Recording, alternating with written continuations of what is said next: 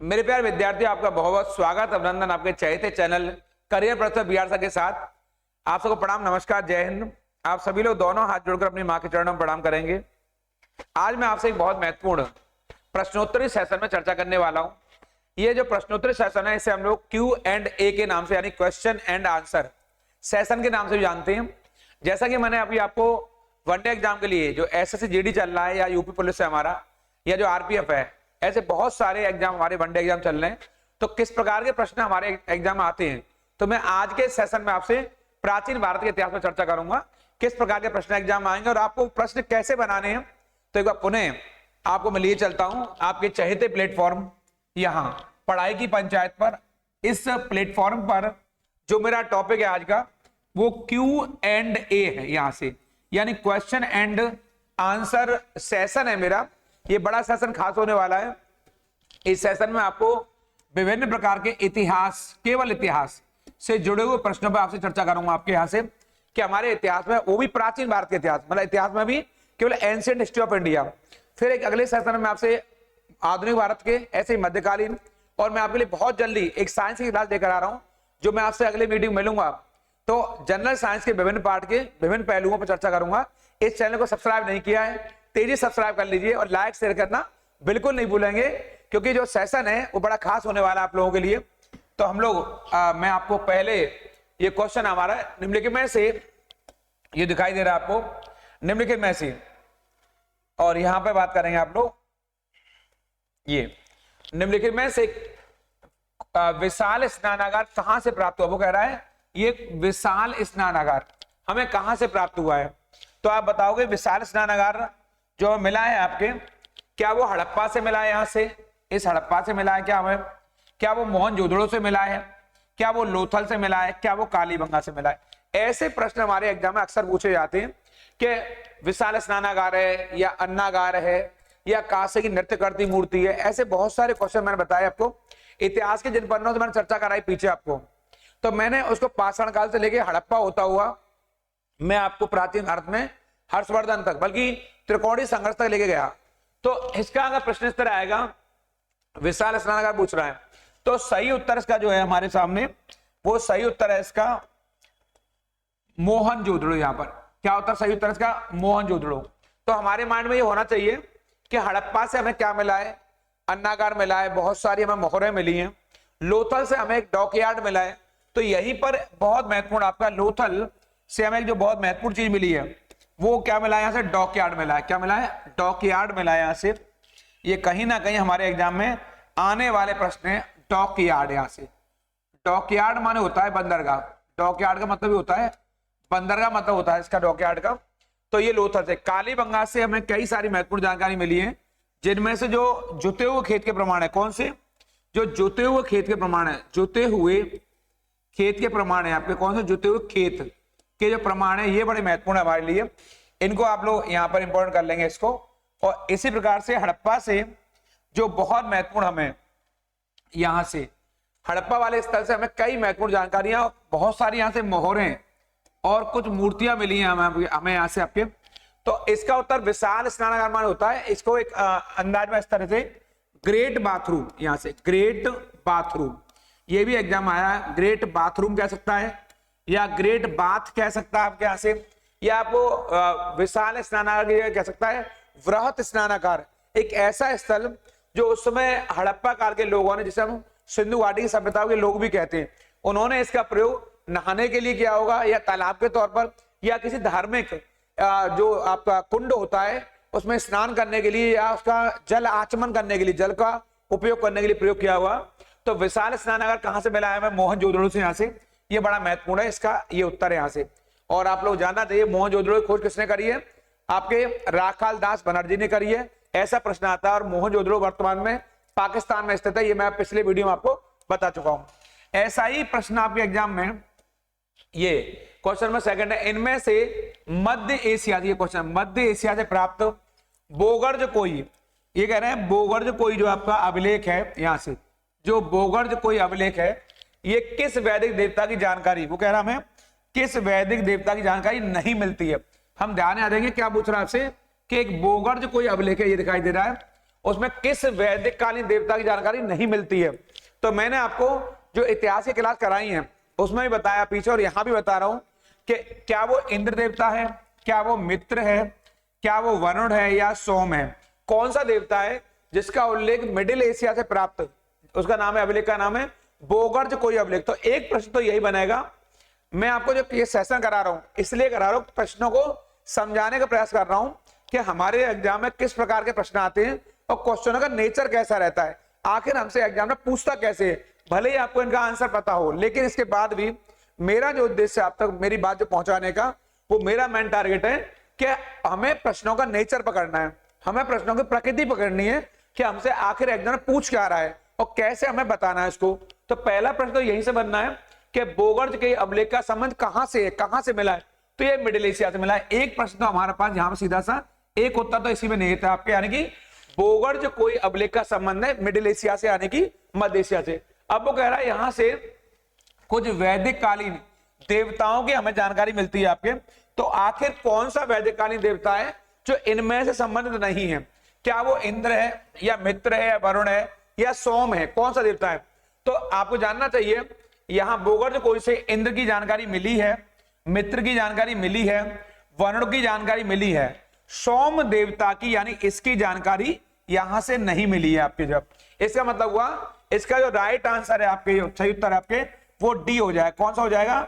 इसका सही उत्तर कौन सा हो जाएगा आपका? ये डी वाला पार्ट आपका इसका सही हो जाएगा। तो आप कहेंगे कि बोगर्ज कोई अभिलेख से, पर वो चौथा देवता कौन है वैदिक कालीन जिसकी जानकारी मिलती है आपके? तो आप कर लेंगे इंद्र मित्र वरुण, और वो चौथा देवता है नासत्य। कौन सा है? नासत्य देवता है वो चौथा देवता, यानी कि आप बताएंगे बोगर्ज कोई अभिलेख से जो मिडिल एशिया से प्राप्त हुआ है, वहां से हमें 4 वैदिक कालीन देवताओं की जानकारी मिलती है। इनमें इंद्र, मित्र, वरुण और नासत्य, ये 4 देवताएं इंद्र, मित्र, वरुण और नासत्य। इन 4 देवताओं को रट के जाएंगे। मैं पहले कह दूंगा शुरुआत में, हमारा ये सेशन बड़ा खास होने वाला है, क्योंकि मेरा उद्देश्य है वो क्वेश्चनों का नेचर पकड़वाना है कि आखिर एग्जाम में किस प्रकार के प्रश्न पूछे जाते हैं और उत्तर हमें कैसे छांटने हैं। ये प्राचीन भारत के इतिहास का एक स्पेशल सेशन है जीएस पर आपका। ऐसे ही आप लोग इसका सोम के बारे में जानते होंगे। सोम देवता का उल्लेख स्पेशली ऋग्वेद में हुआ है, और ये सोम देवता ये वाला ये पूरी तरह से ऋग्वेद के 9वें मंडल में, कौन से मंडल में? ये ऋग्वेद के 9वें मंडल में इसका उल्लेख हुआ है। इसको आप लोग सब विद्यार्थी जो हमारे अभी जुड़े हैं या अभी जुड़ रहे हैं इस क्लास से, इसका उल्लेख कर लेंगे। 9वें मंडल में, ऋग्वेद का 9वां मंडल है, तो ऋग्वेद में 10 मंडल हैं, वो 10वें 9वें मंडल में ये पूरा 9वां मंडल पूरी तरह से सोम देवता को समर्पित है। सोम देवता सोम रस के प्रतीक थे, और इनका जो स्थान है वो हिमालय पर्वत पर मूजवंत पर्वत रहा है। कौन सा रहा है? मूजवंत पर्वत रहा है। किसका? सोम देवता का। और ऋग्वेद का 9वां मंडल पूरी तरह से सोम देवता की स्तुति में है, अर्थात इनको समर्पित है। इसका अपने उत्तर बता दिया मैंने आपको यहाँ पे। इस क्रम में आप आगे देखेंगे आपके यहाँ से दासरा के युद्ध का वर्णन। ये दासरा के युद्ध पूछ रहा हमसे, चूंकि ऋग्वेद में दासरा के युद्ध का वर्णन हुआ यहाँ पर आपके। तो कह रहा है वो इसका उल्लेख कौन से मंडल में हुआ है? तो आपको ज्ञात होना चाहिए, मैंने बताया पहले तो ऋग्वेद में कितने मंडल हैं? ऋग्वेद में 10 मंडल हैं, ये हमें ज्ञात होना चाहिए यहाँ से। तो हम बताएंगे ऋग्वेद कौन से मंडल में।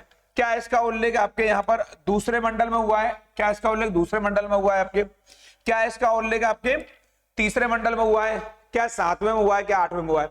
तो पूरा कौन से मंडल में? तो कुछ बातें हमें याद करनी पड़ेंगी, जैसे दासरा युद्ध है, आपका जो गायत्री मंत्र है, कुछ नदी सूक्त हमारे यहाँ मिलते हैं एग्जाम में, कुछ आपका शूद्रों का उल्लेख है या ब्राह्मणों का उल्लेख है, ऐसी कुछ बातें याद करनी पड़ेंगी। तो ऋग्वेद कौन से मंडल में दासरा युद्ध का? क्या दूसरे में है, क्या तीसरे में, क्या 7वें में, क्या 8वें में? तो सही उत्तर है 7वें मंडल में इस दासरा युद्ध का वर्णन मिलता है। कौन से में? 7वें मंडल में। तो आप जाना यहाँ पे कि इस ऋग्वेद में दासरा युद्ध, तो ये दासरा युद्ध आखिर कहां हुआ है? तो ये युद्ध लड़ा गया आपके परशुनी। कहां पर? परशुनी नदी पर। कौन सी नदी पर? परशुनी नदी पर लड़ा गया युद्ध आपके, और इसी को रावी नदी भी कहा जाता है। किसका कहा जाता है? रावी नदी भी कहा जाता है। ये मैंने पीछे आपको बता दिया, इसको याद कर लेने, याद कर लेंगे इसको यहां से, क्योंकि मैं इस पर विस्तार से क्लास पीछे ले चुका हूं। मैंने 10 लेक्चर आपके लिए पीछे क्लास में लिए, उन 10 लेक्चरों को आप देख लेंगे, क्योंकि वो सारे लेक्चर आपके लिए विशेष हैं। और मैंने बताया है ये सारे लेक्चर धूम मचाने वाले हैं और यहां से आपके एग्जाम में प्रश्न जरूर आएगा। आप देखेंगे इस क्रम में आपके ये जो हड़प्पा टीले के विषय में, हड़प्पा टीला पूछ रहा है हमसे, हड़प्पा टीले के विषय में सबसे पहले आपका जो यहाँ पर विश्लेषण होगा यहां से आरंभ होगा। सबसे पहले जानकारी किसने दी है? क्या वो चार्ल्स मैसन ने दी है, क्या जॉन मार्शल ने दी है, दयाराम साहनी ने दी है, कि वो कनिंघम ने दी? आखिर कौन विद्वान है? तो हड़प्पा टीले के बारे में जानकारी दी है वो ईस्ट इंडिया कंपनी के जो विशेष कर्मचारी हैं, क्या नाम उनका? चार्ल्स मैसन। क्या नाम? चार्ल्स मैसन ने। क्या सही उत्तर है चार्ल्स मैसन? और चार्ल्स मैसन ने जानकारी 1826 में, वर्ष 1826 में सबसे पहले दी। यानी कि हड़प्पा टीले के विषय में क्वेश्चन आएगा कि हड़प्पा टीले की जानकारी सबसे पहले कौन देता है? तो चार्ल्स मैसन देते हैं। और किस वर्ष? तो 1826 में, जो ब्रिटिश ईस्ट इंडिया कंपनी के एक कर्मचारी हुआ करते थे। ये बड़ा महत्वपूर्ण आपके यहां से। इसके अलावा जॉन मार्शल के नेतृत्व में इस हड़प्पा सभ्यता की खुदाई हुई है। और जो दयाराम साहनी है, इन्होंने सबसे पहले हड़प्पा नामक स्थल को, यहां से हड़प्पा नामक जो स्थल है इसका उत्खनन करवाया है। क्या करवाया इनका? इसकी खुदाई करवाई है, उत्खनन करवाया है। अगर इस तरह क्वेश्चन आएगा तो आप बताएंगे हड़प्पा नामक स्थल का जो उत्खनन हुआ है वो किसके नेतृत्व में हुआ है? दयाराम साहनी के नेतृत्व में। और इसका उत्खनन जो है वर्ष 1921 में पहली बार। यानी हड़प्पा सभ्यता का सबसे जो हड़प्पा सभ्यता है, इस सभ्यता का सबसे पहला स्थल है वो ये हड़प्पा ही है। इसी को हम सिंधु घाटी की सभ्यता के नाम से भी जानते हैं। ये सब बातें मैंने आपको पिछले वीडियो में बता दी हैं, उनको देख लेंगे आप पे। और इस तरह क्वेश्चन आएगा कि हड़प्पा टीले की जानकारी सबसे पहले तो बताएंगे चार्ल्स मैसन ने दी है, जबकि हड़प्पा नामक स्थल की जो खोज की है वो दयाराम साहनी या डी आर साहनी भी कहते हैं, वर्ष 1921 में। इस प्रकार के प्रश्न आपके एग्जाम में आएंगे यहां से, इनको आप देख लेंगे सबको। इस क्रम में आप देखें इनमें से सबसे प्राचीन वैदिक कालीन राजनैतिक संस्था बतानी है आपको। अब वो कह रहा है सबसे प्राचीन वैदिक कालीन, क्या वो सभा समिति है, क्या विदत है, या समिति है, गण है? कौन सी संस्था है जो वैदिक काल में सबसे प्राचीनतम है? तो इसका सही उत्तर है आपके विदत। कौन सी? ये विदत जो संस्था है आपके वो सबसे प्राचीनतम संस्था है। यानी कि आपको ज्ञात होना चाहिए वैदिक काल में हमें चारों जो संस्थाएं राजनीतिक, इन चारों का उल्लेख मिलता है, सभा का भी, समिति का भी, विदत का भी और गण का भी। ये मैंने पीछे आपको वीडियो में फिर कहूंगा पढ़ा चुका हूं। ये चारों समितियां, चारों संस्थाएं मिलती हैं और चारों संस्थाओं का बहुत महत्वपूर्ण उल्लेखनीय योगदान था। लेकिन उत्तर वैदिक काल तक आते आते इनमें से विदत और गण जैसी संस्थाओं का अस्तित्व समाप्त हो गया और सभा और समिति अस्तित्व में रह गई, जो राजा पर अंकुश लगाने का कार्य किया करती थी। यहां पर अगर आएगा कि सबसे प्राचीनतम संस्था कौन सी है तो आप बताएंगे संस्था कौन सी है? वो विदत संस्था, जो आपके लिए बहुत महत्वपूर्ण है। मैं फिर कहूंगा इस चैनल को सब्सक्राइब नहीं किया है तेजी सब्सक्राइब कर लीजिए, लाइक शेयर करना बिल्कुल नहीं भूलें, क्योंकि जो मैं पढ़ा रहा हूं आपके लिए बहुत खास है।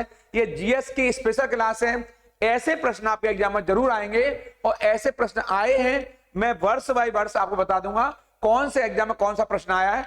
मैं जो अभी बता रहा हूं आपके एक प्रकार का प्रैक्टिस करवा रहा हूं, आपको अभ्यास करवा रहा हूं कि इस प्रकार एग्जाम में प्रश्न आपसे पूछे जाएंगे आपके। इस क्रम में जो हमारा अगला प्रश्न है यहां देखेंगे आप लोग, निम्नलिखित में से महावीर स्वामी, ये पूछा महावीर स्वामी के बचपन का नाम कौन सा? क्या पूछ रहा है? वो बचपन का नाम पूछ रहा है। क्या वो बचपन का नाम यहाँ पर सिद्धार्थ है उनका, क्या वो चन्ना है, क्या वो देवगुप्त है, या वर्धमान है? किसका पूछ रहा है? महावीर स्वामी पूछ रहा है। ध्यान देंगे महात्मा बुद्ध पूछ रहा है क्या महावीर स्वामी पूछ रहा है? कई बार जब हम एग्जाम हॉल में जाते हैं तो कई बार कंफ्यूज हो जाता है हमें, और इतना कंफ्यूजन रहता है कि हम महात्मा बुद्ध मारे हैं कि महावीर स्वामी, बड़ा कई बार कंफ्यूजन रहता है क्योंकि नाम इनके मिलते जुलते से हैं। तो हमसे वो जैन धर्म के महावीर स्वामी पूछ रहा है। ये महावीर स्वामी बहुत महत्वपूर्ण है। और आपके बचपन का नाम क्या है? वर्धमान है। क्या नाम है आपके बचपन नाम? वर्धमान है। ये बहुत बहुत महत्वपूर्ण है, क्योंकि ऊपर सिद्धार्थ दिखाई दे रहा है वो महात्मा बुद्ध के बचपन का नाम है, और जो चन्ना दिखाई दे रहा है अभी आपको, ये महात्मा बुद्ध के मित्र भी हैं और सारथी भी हैं, जो आपको बताए। और देवगुप्त तो आप पहले जानते हैं, कई सारे आपने पढ़ा होगा आपके कि ये आपके चंद्रगुप्त के बारे में कई सारे नाम है देवगुप्त के आपके, और यहाँ हम चर्चा नहीं करेंगे इनके बारे में। चंद्रगुप्त को आपके देवगुप्त के नाम से भी जाना जाता है आपके यहाँ। तो यहाँ पर जो वर्धमान है, वर्धमान को महावीर स्वामी का बचपन का नाम कहा जाता है आपके। और बड़ी इंपॉर्टेंट बात है कि जैन धर्म के 24वें, कौन से नंबर के? ये जैन धर्म के 24वें तीर्थंकर रहे। क्या रहे? तीर्थंकर रहे। ये बड़ी आपके लिए इंपॉर्टेंट जानकारी मैंने पीछे बताई, साझा करिए मैंने आपसे जानकारी। ये 24वें धर्मगुरु हैं जैन धर्म के, और वर्धमान ने जो प्रकाश फैलाया कैवल्य प्राप्ति के बाद वो अद्भुत रहा है और इन्होंने सभी इंद्रियों पर विजय प्राप्त की, इसलिए आपको जिन जैसे उपनाम से भी जाना जाता है, आपको अहरंत और निग्रंथ जैसे नामों से भी जाना जाता है। जैन धर्म को प्रचारित प्रसारित करने में, बढ़ावा देने में महावीर स्वामी ने अपनी बड़ी भूमिका निभाई है। इस पर मैं चर्चा आपसे पीछे कर चुका हूं। इस क्रम में आप आगे देखेंगे, जो अगला महत्वपूर्ण प्रश्न है वो ये है, महात्मा बुद्ध ने अपना पहला उपदेश, ये क्वेश्चन पूछ रहा है, महात्मा बुद्ध ने अपना पहला उपदेश कहां दिया है, कौन से स्थान पर बुद्ध ने पहला उपदेश दिया है? क्या राजगृह में दिया है, क्या वैशाली में दिया है, या सारनाथ में, या कुशीनगर में? तो आपको जानना चाहिए महात्मा बुद्ध ने अपना पहला उपदेश कहां दिया है? सारनाथ में। कहां दिया है? सारनाथ में अपना पहला उपदेश दिया है। अब प्रश्न है कि सारनाथ कहां स्थित है? तो सारनाथ उत्तर प्रदेश के यहां वाराणसी, कहां पर? ये वाला उत्तर प्रदेश के वाराणसी में स्थित है आपके। और ये सारनाथ बहुत महत्वपूर्ण स्थल है, यहीं पर महात्मा बुद्ध ने अपना पहला उपदेश दिया। और इस उपदेश को बौद्ध धर्म में क्या कहते हैं, जो आपके लिए बहुत ज्यादा महत्वपूर्ण जानकारी है, मैंने पीछे बताया, पुनः फिर बता रहा हूं एक बार आपके, क्योंकि वो एग्जाम से जुड़ा हुआ प्रश्न है हमारा, और चूंकि हमारे एग्जाम में अक्सर पूछा जाता है। इसको कहते हैं हमारे यहाँ ये धर्म चक्र प्रवर्तन। क्या कहते हैं? धर्म चक्र प्रवर्तन कहते हैं इसको। यानी कि बौद्ध साहित्य में महात्मा बुद्ध के पहले उपदेश को धर्म चक्र प्रवर्तन कहा जाता है। ये महात्मा बुद्ध का पहला उपदेश है, जो इन्होंने कहा दिया है सारनाथ में, और सारनाथ उत्तर प्रदेश के वाराणसी में स्थित है। वाराणसी को बनारस भी कहा जाता है। यहां से महात्मा बुद्ध का बहुत महत्वपूर्ण योगदान है मध्यम मार्ग के संदर्भ में। प्राचीन काल में 16 महाजनपद, ये रहा 16 महाजनपद, इनमें से कौन सा एकमात्र, ये वाला यह जो कहां मिलेगा? दक्षिण भारत में। यानी कि 16 महाजनपदों में से 15 महाजनपद ऐसे जो कि उत्तर भारत में या कहीं और है, बल्कि एक ऐसा है इनमें से जो कि दक्षिण भारत में है। तो क्या वो कंबोज है, या वो अश्मक है, या गांधार है, या वज्जी है आपके? तो सही उत्तर कौन सा है? सही उत्तर से अश्मक है। वो अश्मक महाजनपद है जो कि दक्षिण भारत में था, गोदावरी के पास स्थित है आपके, और ये दक्षिण भारत का एकमात्र महाजनपद है। और इसकी कैपिटल कौन सी है? ये रहा पोटन या पैटर्न। ये रहा पोटन या पैटर्न इसकी कैपिटल है, यानी कि राजधानी आपके। ये पेपर में आएगा आपके कि इसकी राजधानी कौन सी रही है, तो पोटन या पैटर्न राजधानी है, जो कि अश्मक महाजनपद की राजधानी है। अब पता आपको कंबोज भी महत्वपूर्ण है, गांधार भी उत्तर पश्चिम में, वज्जी एक गणराज्य है वैशालियों का पे, और कंबोज क्षेत्र आपके जो घोड़ों के लिए बहुत प्रसिद्ध था। आपके कहा के लिए? घोड़ों के लिए। ये भी आपके 16 महाजनपदों में से एक रहे। पर वो हमसे क्या पूछ रहा है? दक्षिण भारत में पूछ रहा है। तो दक्षिण भारत में एकमात्र कौन सा? ये एकमात्र है। मैंने क्वेश्चन में भी यही उठाया आपके लिए, इसलिए याद कर लेंगे, और हमारे एग्जाम में अक्सर आता है, इसको यहां से आप लोग इंपॉर्टेंट भी कर लेंगे ये वाला। इस क्रम में आप देखेंगे आपके इनमें से चंद्रगुप्त मौर्य किस धर्म का अनुयायी है? वो पूछ रहा है हमसे। क्या पूछ रहा है? जो सीजीएम है, सीजीएम माने चंद्रगुप्त मौर्य हैं, वो किस धर्म के अनुयायी हैं? क्या बौद्ध धर्म के हैं, क्या शैव है वो, क्या जैना है, या भागवत है? वो किस धर्म के अनुयायी हैं? तो आप बताएंगे चंद्रगुप्त मौर्य सीजीएम कहते हैं, वो आपके जैन धर्म के अनुयायी हैं आपके। और आपको पता है यहाँ पर चंद्रगुप्त मौर्य ने अपने जीवन काल के अंतिम समय में जब अकाल पड़ा मगध में, तो मैंने पीछे बताया मगध में जब 12 वर्ष, कितने वर्ष का? मगध में जब 12 वर्ष का क्या पड़ा? अकाल पड़ा, तो ये अपने जैन मुनि कौन थे? वो भद्रबाहु। कौन है वो? भद्रबाहु के साथ दक्षिण चले गए आपके, दक्षिण भारत में, और वहीं पर इन्होंने प्राण त्याग दिए। ये मैं पीछे चर्चा कर चुका हूं। चंद्रगुप्त मौर्य का संबंध किससे है? जैन धर्म से, बहुत महत्वपूर्ण है। और वहीं पर इन्होंने उपवास द्वारा अपने प्राणों को त्याग दिया। जैन धर्म में इस विधि को सल्लेखना कहते हैं। और कहां त्यागे प्राण? श्रवण बेलगोला में, जो कि कर्नाटक में स्थित है। श्रवण बेलगोला में प्राण त्याग दिए, जो कि कर्नाटक में स्थित स्थान है। और जैन विधि को कहते हैं सल्लेखना, यानी कि उपवास द्वारा प्राणों को त्यागना। तो मैंने बताया आपको सीजीएम ने जैन धर्म को अपनाया। इस क्रम में आप देखेंगे देवा नाम पूछ रहा है। देवा नाम का संबंध किस शासक से रहा है? क्या अशोक है, क्या हर्षा है, क्या कनिष्क है, या चंद्रगुप्त है? कौन है आपके? तो देवा नाम कहा जाता है अशोक को। इन अशोक को देवा नाम प्रियदर्शी, यानी कि देवताओं का प्रिय कहा जाता है। अशोक ने बौद्ध धर्म के उत्थान के लिए बड़े पैमाने पर कार्य किया। आप जानते होंगे बौद्ध धर्म को अपनाने से पहले अशोक शैव था, लेकिन अशोक ने बाद में बौद्ध धर्म को अपना लिया और बौद्ध धर्म का प्रचार प्रसार न सिर्फ भारत में बल्कि एशिया के विभिन्न भागों में किया। इसलिए अशोक का धर्म कौन सा है? बौद्ध है। और इनके जो पूर्वज हैं, चाहे बिंदुसार हैं या चंद्रगुप्त मौर्य हैं, तो चंद्रगुप्त मौर्य का जो धर्म मैंने बताया वो जैना है, और इनके पिता जो बिंदुसार हैं वो आजीवक संप्रदाय के अनुयायी रहे। और इनका जो धर्म है वो कौन सा है? बौद्ध धर्म है। ये इन्हें देवानाम कहा जाता है। और देवानाम इनके अलावा इन्हीं के एक वंशज हैं आपके, और दशरथ, उनको भी ये राम है, पीछे वीडियो में बताया आपको, दशरथ को भी देवानाम कहा जाता है। इनके अलावा कहा जाता है वो भी मौर्य वंश के ही शासक हैं। इनके आपके परवर्ती शासकों में से एक है। किस वंश के अवशेषों पर मौर्य वंश की नींव रखी, यानी मौर्य वंश की नींव है वो किसके अवशेषों पर है? क्या वो शुंगा है, क्या सातवाहन है, या नंद है, या शशुनाग है? यानी मौर्यों ने जो मगध पर कब्जा किया, मगध पर एकाधिकार किया, वो किस वंश के? तो वो नंद वंश के शासक हैं। आप जानते हैं, आपको पता है कि नंद वंश का अंतिम शासक कौन है? घनानंद। कौन है? घनानंद इस वंश का अंतिम शासक था। और घनानंद के पूरे परिवार को समूल नष्ट कर चंद्रगुप्त मौर्य ने अपने गुरु चाणक्य की सहायता से मगध पर अधिकार कर लिया। इस पर मैं चर्चा आपसे कर चुका हूं। ये इसके क्रम में अगला क्वेश्चन है, बौद्ध धर्म की तीसरी बैठक। वो तीसरी बैठक पूछ रहा है। बौद्ध धर्म की मूल रूप से 4 बैठकें हुई। कितनी बैठक हुई? मूल रूप से 4 बैठकें हुई हैं आपके। तो पूछ रहा हमें कौन सी पूछ रहा है? तीसरी पूछ रहा है आपसे। क्या वो वैशाली है, राजगृह है, पाटलिपुत्र है, कुंडलवन है? तो तीसरी बैठक का आयोजन कहां हुआ है? तो तीसरी बैठक का आयोजन हुआ है आपके पाटलिपुत्र में, यानी कि उस समय पर आपके, इसका सही उत्तर सी है, पाटलिपुत्र में आपके तीसरी बैठक हुई यहां पर। और उस समय शासक कौन था? अशोक था, जो कि मौर्य वंश के महानतम शासकों में से एक रहे हैं। और जो वैशाली में है, ये राजगृह में पहली बैठक होगी यहाँ पर, वैशाली में दूसरी बैठक होगी आपके, कुंडलवन में आपके चौथी बैठक होगी यहाँ पर। लेकिन हमारा प्रश्न आपके यहाँ तीसरी बैठक पूछ रहा है, तो सही उत्तर क्या है? पाटलिपुत्र है, इसका सही उत्तर है। रटकर जाएंगे, जो कि आपके लिए बहुत बहुत महत्वपूर्ण है। यहाँ से इस क्रम आप देखेंगे आपके प्राचीन भारत का स्वर्णकाल पूछ रहा है। प्राचीन भारत का स्वर्णकाल किसका है? क्या मौर्यों का है, गुप्तों का है, कुषाणों का, या नंदों का? तो प्राचीन स्वर्णकाल क्लासिकल एज पूछ रहा है, तो गुप्तों के शासनकाल को स्वर्ण युग के नाम से जाना जाता है। और अगर क्वेश्चन आएगा गुप्तों में किसका, तो गुप्तों में स्पेशली जो चंद्रगुप्त, ये रहा चंद्रगुप्त द्वितीय, जो विक्रमादित्य है, इसके शासनकाल को विक्रमादित्य, इसके शासनकाल को स्वर्णकाल कहा जाता है। क्योंकि इसके शासनकाल में साहित्य, कला, विज्ञान, चित्रकला, वास्तुकला, हर क्षेत्र में, तकनीकी क्षेत्र में ऐसा कोई क्षेत्र नहीं रहा था जिस क्षेत्र में उन्नति ना हो। तो गुप्त काल को स्वर्णकाल कहते हैं। अगर वंश आएगा तो, और शासक का नाम आएगा तो चंद्रगुप्त द्वितीय, विक्रमादित्य बताएंगे। ये आपके लिए बहुत बहुत वेरी मोस्ट इंपॉर्टेंट है। इसके बाद देखेंगे ये गौतम बुद्ध के भक्तों द्वारा मनाई जाने वाली ये रहा बुद्ध पूर्णिमा। ये बहुत आपके लिए इंपॉर्टेंट है। हिंदू माह में कौन से हिंदू माह मनाई जाती है?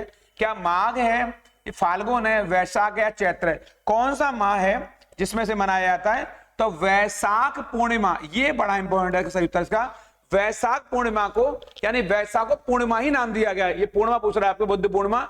तो वैशाख को हमारे यहाँ बुद्ध पूर्णिमा कहा जाता है। और आपको जान के अच्छा लगेगा कि वैशाख पूर्णिमा को क्यों महत्वपूर्ण माना जाता है, क्योंकि वैशाख पूर्णिमा का संबंध जो बुद्ध के जन्म, यानी कि जन्म जो हुआ है बुद्ध का, वो वैशाख पूर्णिमा को ही हुआ है।